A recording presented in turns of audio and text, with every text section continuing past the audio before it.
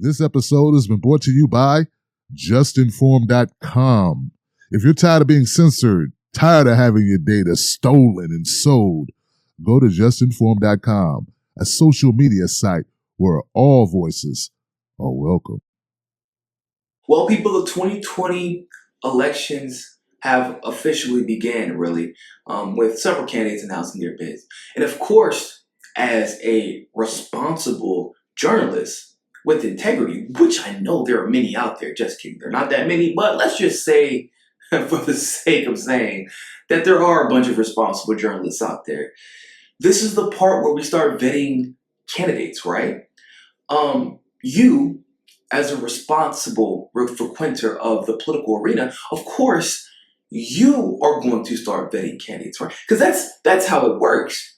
That's how it works with all the candidates, right? Because as soon as Tulsi Gabbard announced, well, her record from when she was 21 years old was brought up, right?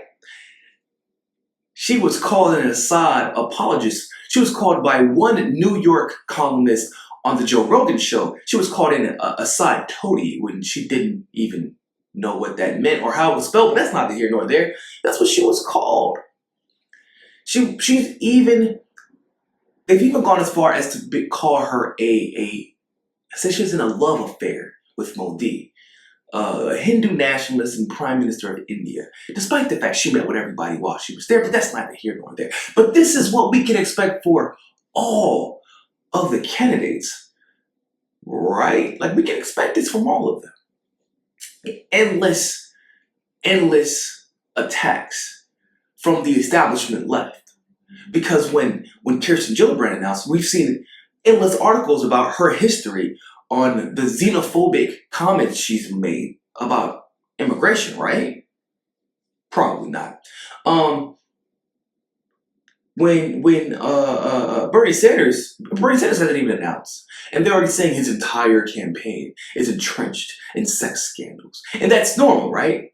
Having 15 articles about one topic that hasn't even been verified and seems to be more of a manipulative attack than anything, right? That's the norm.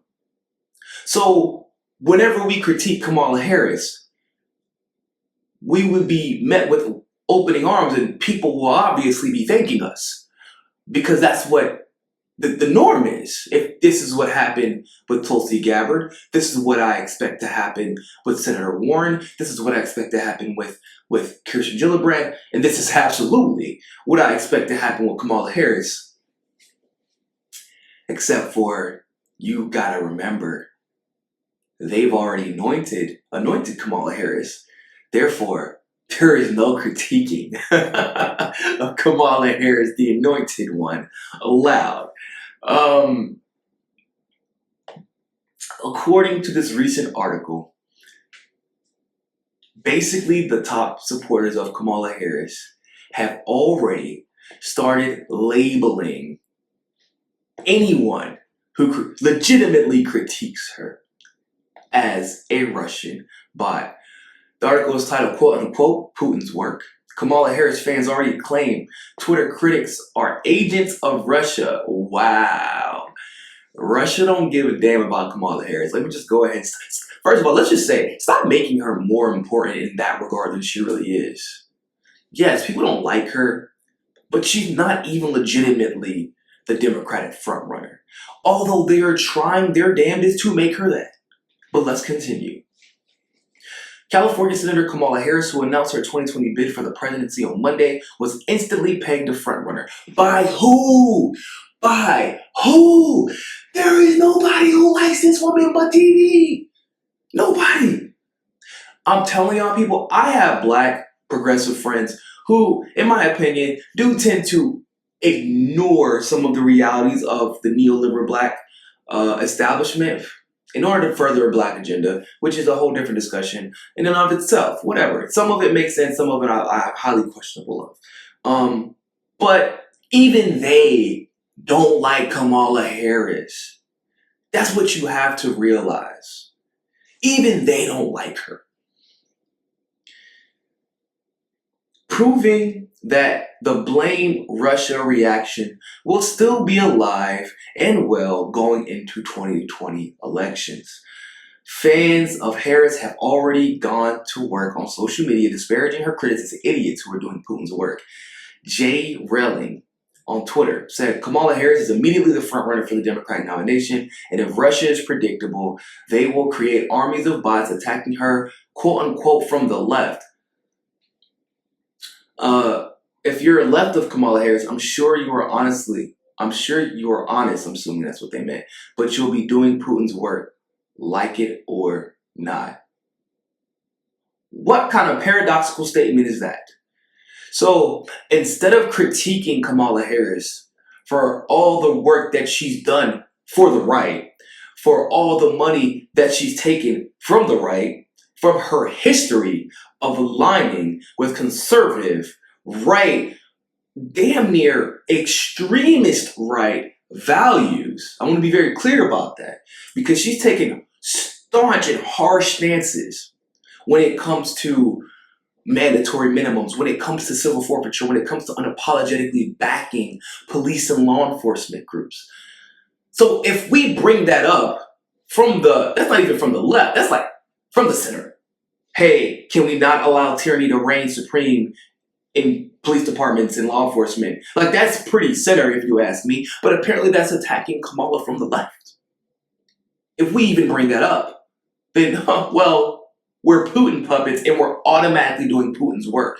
Except for the fact, maybe, just maybe, you shouldn't have been a shitty attorney general. Maybe you should have prosecuted Mnuchin for, creating a huge real estate debacle that primarily affected people of color. Maybe you should have did that, but whatever.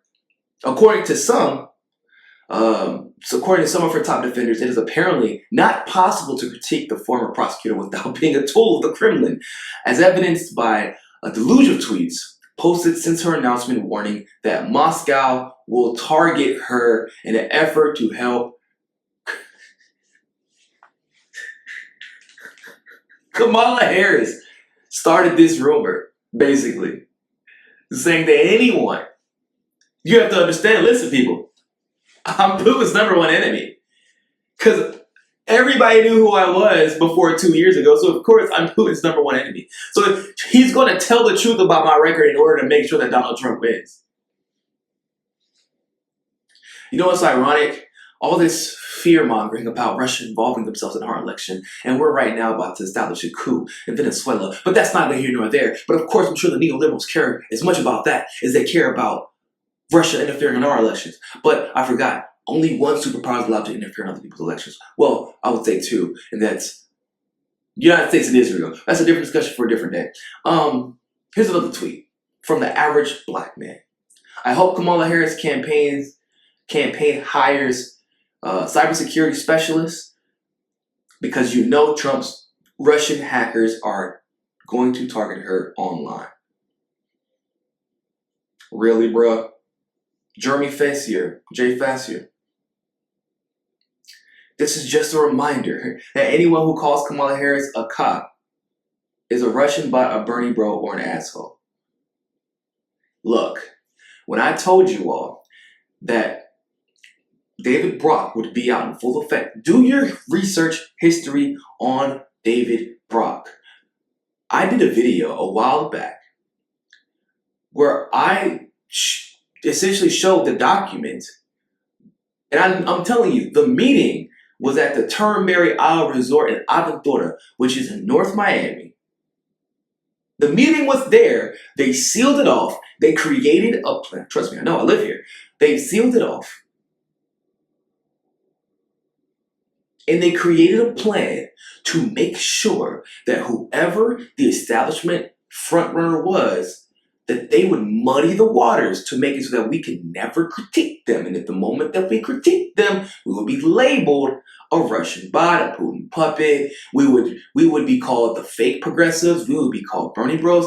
They took some of the strategy that they created last election and they're trying to apply it, because clearly it worked so well last time that it has to work again this time. Kamala Harris is not the front runner. I'm a big Tulsi Gabbard fan, but if we're being honest, you'd be delusional to believe it isn't Bernie Sanders. Let me tell you something. When Bernie Sanders announces that he's going to run for president of the United States of America, it will be met with a roaring applause. Not only from Bernie Sanders supporters in the state, but Bernie Sanders supporters around the world, and that is not an exaggeration, to pretend that Kamala Harris is a front runner and to pretend the legitimate critiques of her not even being left. In a lot of ways, she's not even left of Kirsten Gillibrand, let alone of Tulsi Gabbard, let alone of Bernie Sanders. She's not even left of Elizabeth Warren, but anyone who critiques her is a Russian bot. Okay. Another tweet. Nobody could be worse than Donald Trump. He has Fox News started bashing Kamala yet. They'll find something they can spin into a scandal and never let go. All coordinated with the GOP and Vladimir Putin, of course. I don't know what Rupert Murdoch has against democracy. These tweets like send my head into a tailspin. I'm not even joking. It is physically exhausting to read such ignorance, especially when the fabric of our democracy is coming to a crossroads and is about to be ripped at the seams. And that's what scares the hell out of me. Because I know, if you know as well as I do, and you've been paying attention, you know that a lot of these people aren't even real people. But they will be treated as such, and people will take their opinion as such. But we'll see these entrenched battles again between progressives and centrists and neoliberals.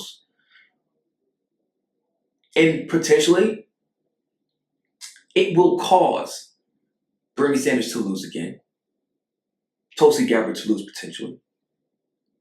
And we'll end up in the exact same situation.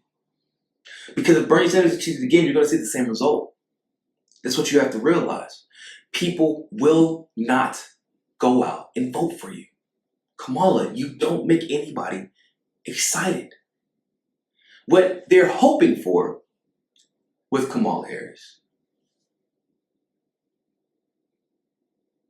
is that she will obtain 90%, 99% of the black vote. Very similar to Obama.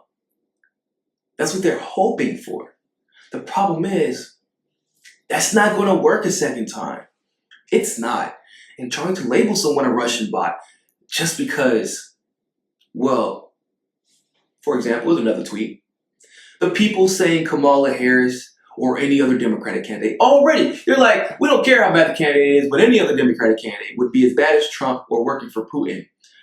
The only question is if they're getting paid to do it or are obvious volunteers. We saw how helpful these people were 2 years ago. Block them, pay them no mind. Really? Really? Really?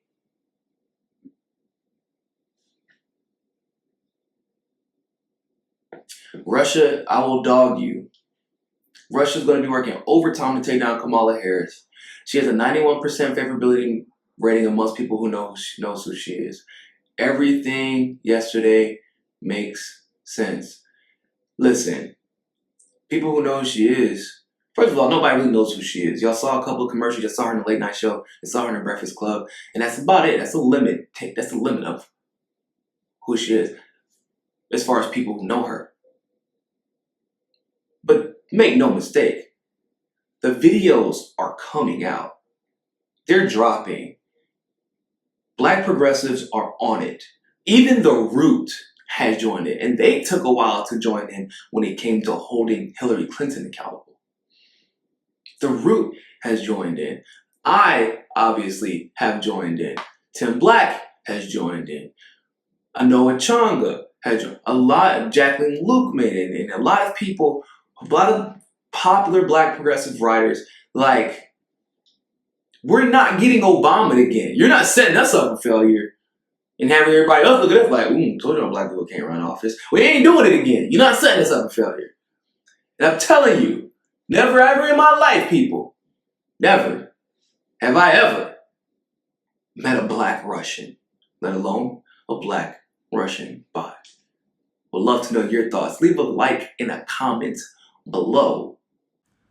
Thanks for watching that segment of Mi Casa es Su Casa. You can donate to our Patreon and keep helping the network grow by clicking on the link in the description below. And also, make sure you join us at JustNForm.com.